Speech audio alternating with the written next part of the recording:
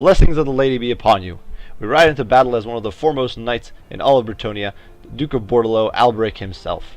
Albrecht starts with his knight's vows unlocked, as well as a bonus to unit experience for all Bretonian knight recruits, allowing him to field a powerful, well-experienced cavalry-based army.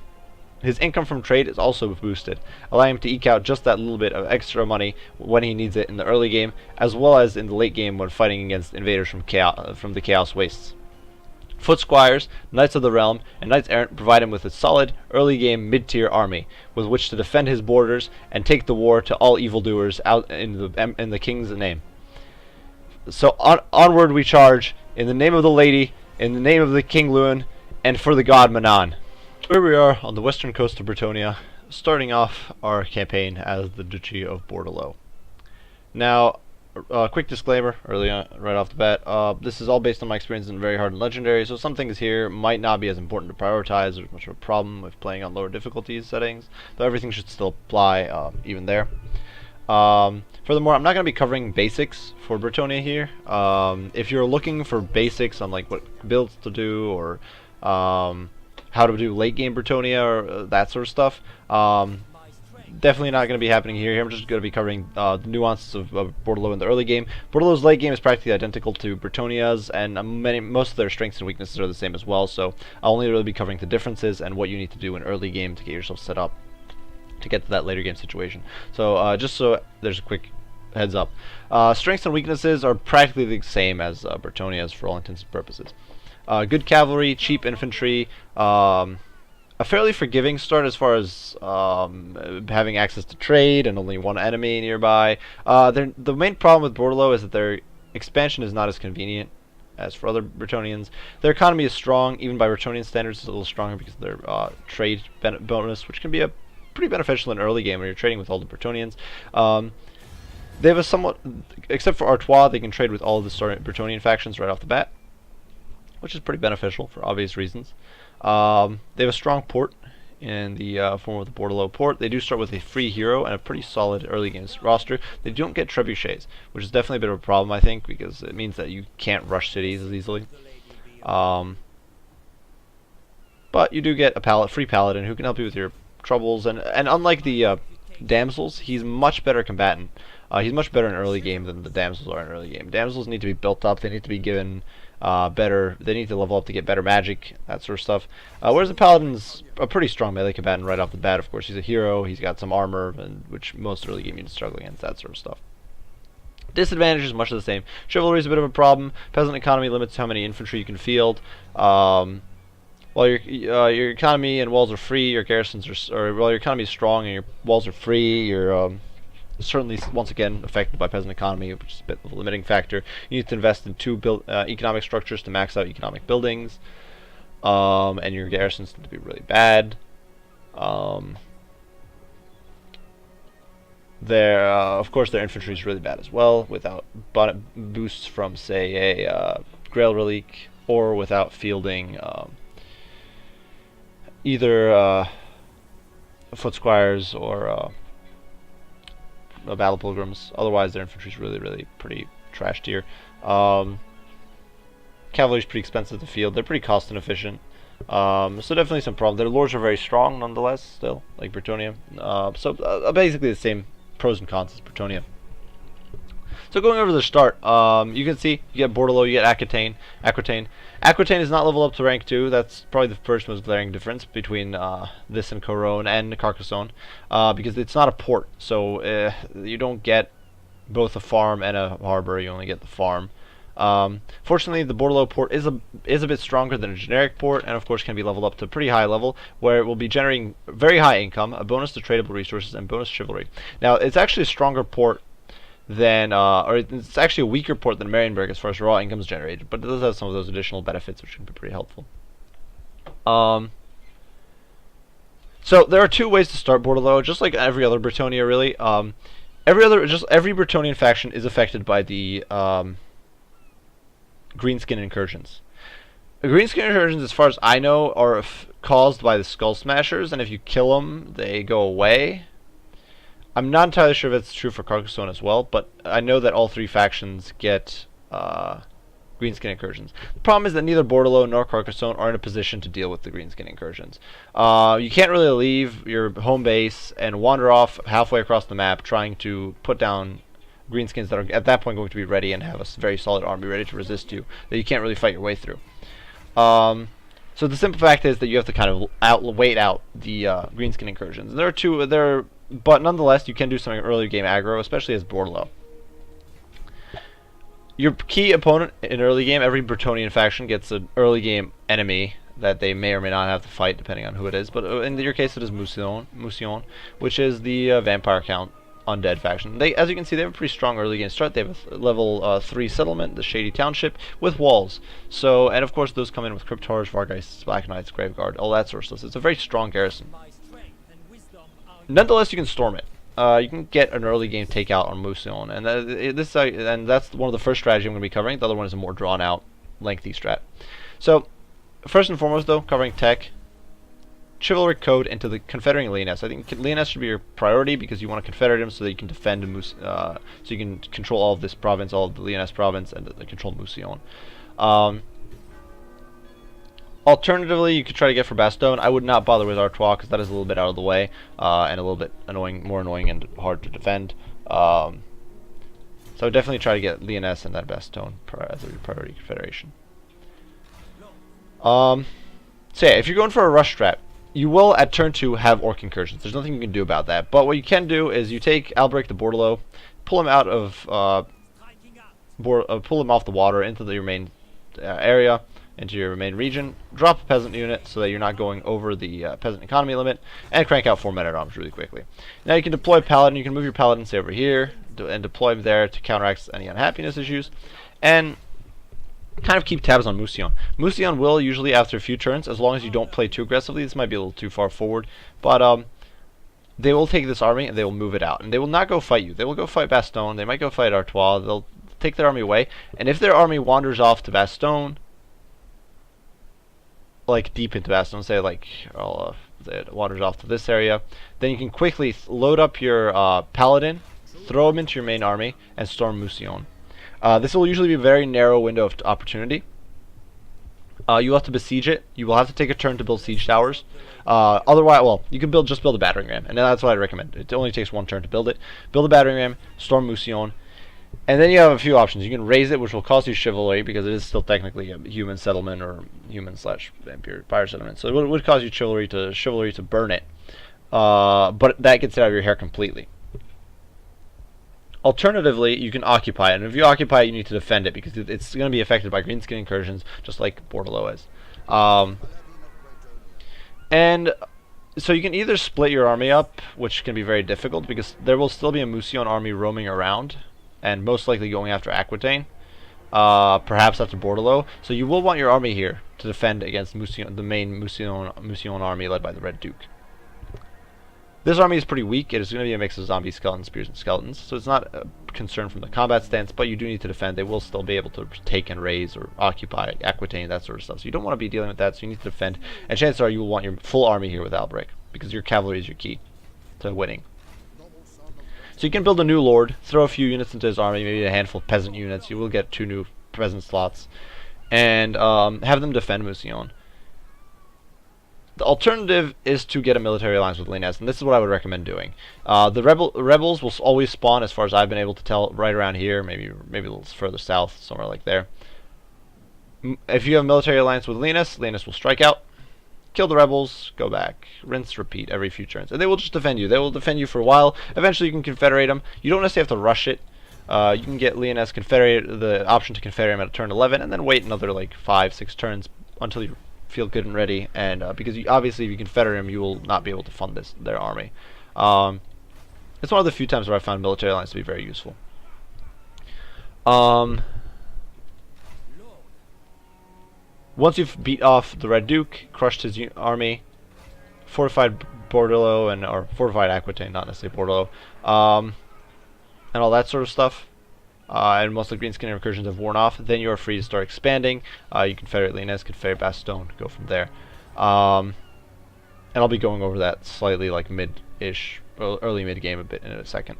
The other option is a slow, waiting, sort of grind And in that case, you level up, you tech up to the Heraldry of Bastogne, confederate, and attempt to confederate Lyonesse to Bastogne in the same turn. If you can do that, you can then storm Mousillon in the space of 1 turn. Raise it or occupy it. It doesn't really matter. You've waited out the Greenskin incursion, and you farm for XP, for money, that sort of. So you just farm them, and once you've crushed the Greenskins, you strike out for Mousillon, and yeah, crush them with if you can wombo combo it and get Lyonesse and Bastogne confederated all at once, you can sometimes hit Mousillon with 3 very large armies, like 20 stacks, and crush them very, very quickly. If you can't do that, which you might not be able to synchronize it perfectly, then that's fine. You should still be able to win a battle, even if you lose the battle. Keep in mind, if you lose battles against undead, but manage to bleed them dry, they're very prone to losing entire units. So if you can make them lose entire units, and then crush them, that is perfect. And then you can just take Mousillon at your own leisure and control three provinces in their entirety. So that is what I would recommend for early game. As far as early game buildings, obviously I would recommend doing the same building sort of structure as other Bretonnian factions, doubling up economy buildings, and third slot open for either an additional economy building or units, or maybe like a support structure of some sort. I would recommend leveling Aquitaine as fast as you can. You want to get it up to tier 3 so that you get those 3 walls, and so you can max out that economy. Now, as far as the starting training field goes, if you plan to do the strategy where you split up and make 2 armies, and you have an army of peasants defending Mousillon, or a second army of units defending Mousillon, then I would probably leave the training field up, because you want to get that infantry up. If you don't care about that at all, if you're perfectly okay with either raising Mousillon or you're gonna do the slow and steady route of building up, or you're gonna confederate Lyonesse and Bastogne and storm it, or if you're gonna military alliance with Lyonesse, then after the first turn of building up swordsmen, I would scrap the training field and replace it with a stables. Try to get up to livery as soon as possible so you can get some of those paladins. That could definitely be very beneficial. Once you control, one of the key things in early game for Bordeleaux is cycle charging, because they don't have trebuchets, they don't really have any damage output, they don't have a mage to support you with some sort of damage output, so much of your damage simply comes from your cavalry cycle charging, and you need to be on top of your cycle. This is part of the reason why I think they're the hardest. On top of what I'm about to discuss about their confederation issues and the fact that they can't deal with the Greenskin incursions. Their early game revolves around cycle charging. If you are not comfortable with cycle charging, Bordeleaux can be a pretty difficult gameplay. Their knights are not as strong. They don't have Pegasus knights. They don't have Grail knights like Bretonnia gets. They don't have Grail guardians who are ridiculously tanky like Carcassonne. So their cavalry is just not that tanky. It's not that resilient, and your infantry contingent is pretty trash, except the foot squires. So, who are still prone to being routed off because their leadership is atrocious. So definitely be very good about your cycle charging. It's absolutely crucial if you want to win in the early game as Bordeleaux. Now to Confederation. Obviously priority should be Lyonesse and Bastogne. From there you might be inclined to go south, try to get Paravon, just try to get Carcassonne, just try to get whatever you can. I would not recommend this. You need to strategize a lot. You have a lot of potential enemies. You have enemies in Ziflin. You have potential enemies in Ziflin, potential enemies in Grungsint, potential enemies in Marienburg.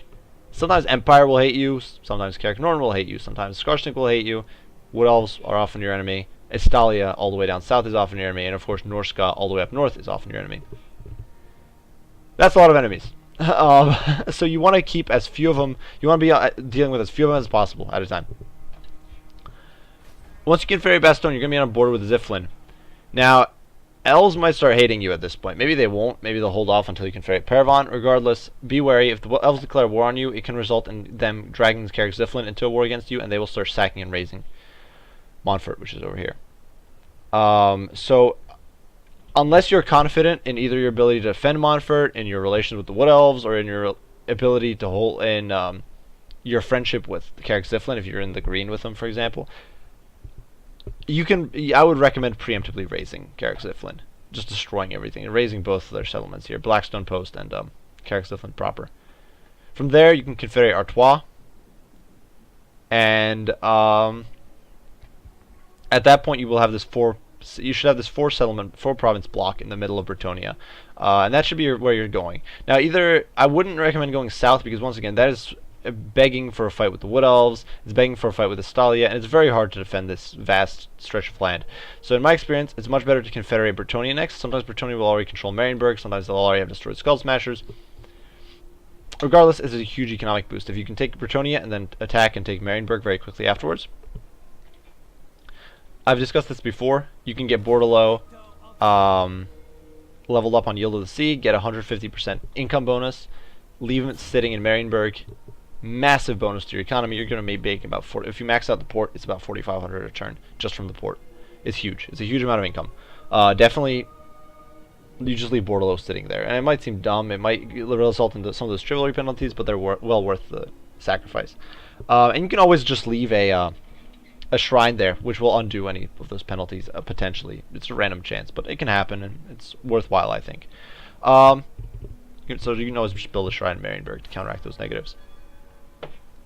Once you control Bretonnia, and have made sure to crush Skull Smashers, crush Marienburg, and are sure that you're not going to have any issues with Empire, that's when I would finally expand south, confederate Paravon, confederate Carcassonne, and potentially start invading Estalia. Perhaps, I wouldn't recommend fighting the Wood Elves if you can avoid it, but you might have to defend against them. And at that point, you might also start having issues with Chaos might start invading you at this stage. It's probably going to be about turn 50, 60, maybe 70 by the time you confederate everything as Bordeleaux. And you might start having some Chaos issues as well. Be very careful about keeping that you're fighting as limited as possible. Bretonnian economy isn't the best in early on, and definitely needs a bit of that boost to get the ball rolling. And definitely needs to be, you very much need to be careful to cover all your angles, or cover yourself. As far as army compositions go, I will jump into the late game situation in a second. But in Bordeleaux does have a few unique skills. He has Champions of Bordeleaux and Aspiring Knights, so he's very much oriented and geared towards a sort of mid-tier army, a mix of Foot Squires, Knights of the Realm, and Questing Knights maybe, like a kind of mid-tier build. In my opinion, Aspiring Knights still isn't particularly great, even though it only does take 1 point. But if you invest in, say, Glorfiniel's Progeny, stack it on top of, say, Chivalric Code, Champions of Bordeleaux, and Lance of Bretonnia, you can get a pretty solid mix of cavalry and infantry contingent. Do keep in mind you still have to invest in Questing and Grail Vow, which is a bit of, once again, something I don't like in Evington compared to Lewin. Trident of Manon is probably one of the most worthless quest items in the game. I'm going to throw it right out there. The spell is terrible. It doesn't do almost any damage. All it does is discourage enemies, and which is nice, but not that useful at higher levels of difficulty. And it's just pretty pitiful. The only good thing about it is that it instantly casts, so you can, and if you need to disrupt someone instantly, it's great. The attrition reduction and melee attack bonus on C is practically worthless. Extra melee attack and weapon strength is decent, but nothing crazy. This is, like I said, probably one of the most worthless quest items. Definitely don't prioritize it. It's not crucial to get, and it's not even amazing if you do get it. So it's just a very mediocre thing. Otherwise, I think that's basically it. You have those two options for as far as your early game expansion goes. Make sure to keep your confederations in such a way that you don't have to fight too many people at once. And I'm going to hop into a bit of a late game situation just to discuss some of the later game issues with Bordeleaux, but there's not too many of them. Just going to cover some of the very basics. Here we are in a bit of a later situation with Bretonnia, sitting right around 800, almost 800 chivalry, being penalized a bit for lord traits. As you can see, I've expanded to the point that I control Bilbali. I didn't want to fight the border princes, so I have a peace agreement. I might even have a non-aggression pact with them. So I just do control Bilbali over here. Unfortunately, I am dealing with Chaos Rising. And as you can see, because the beastmen are camped out, most likely somewhere around here or here, there's definitely a problem with that. But as you can see, this is a very similar endgame to my Bretonnian endgame. The only difference really is that I control Bilbali. My army comps are a little bit different.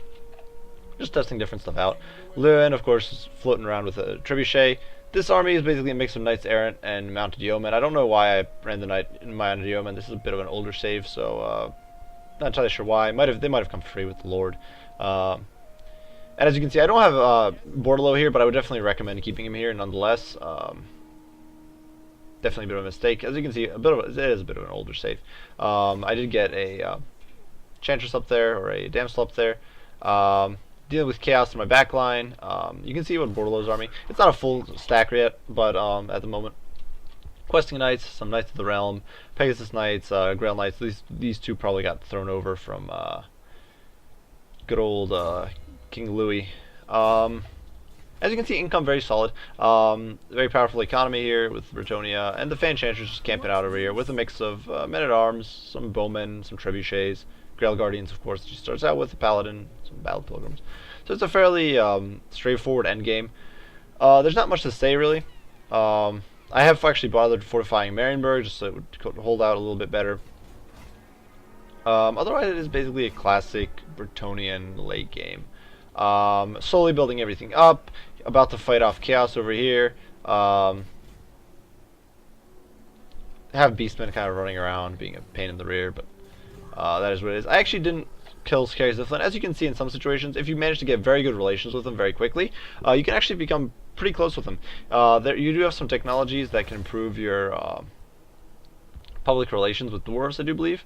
According to that, it says there are some technologies improving it, and I'm not entirely sure which ones do. There we go. The unification of Bretonnia will improve your public relations with dwarves. So once you get that done, if you can get that done, then Carrick Zithlin might become friendly with you, and you can then just kind of be okay with them.